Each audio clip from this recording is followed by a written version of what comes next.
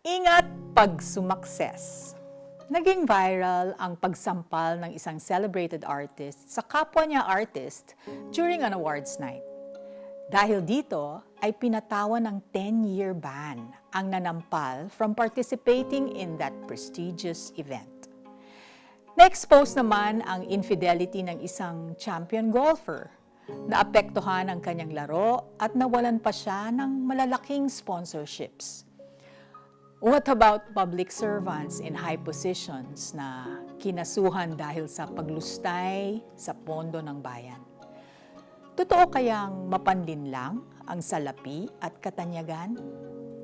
Ayon kay Albert Einstein, with fame, I become more and more stupid, which of course is a very common phenomenon. Akala kasi natin kahit ano ay pwede na nating gawin. We forget how God's grace got us where we are. Katulad ni Haring Uzziah sa 2 Chronicles chapter 26. Binata siya ng maging hari ng Judah. Dahil tapat siya sa Diyos, God prospered him. Mahigit 50 years din siyang naging hari.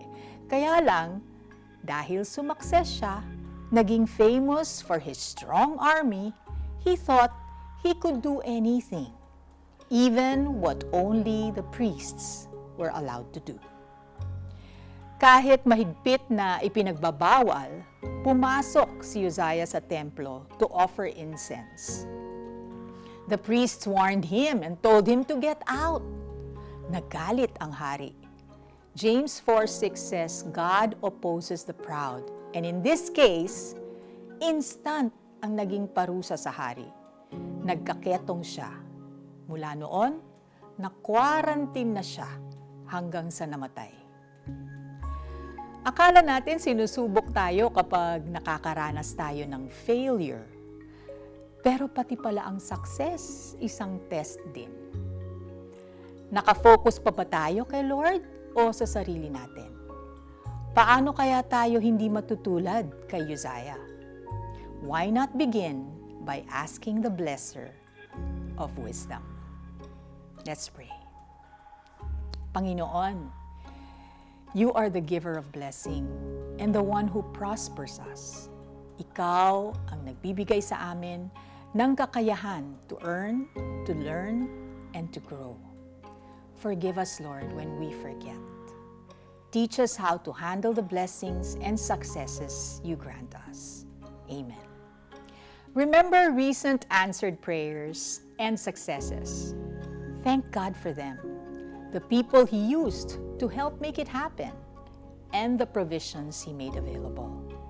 Take it a step further and write a thank you note to someone God used to help you succeed.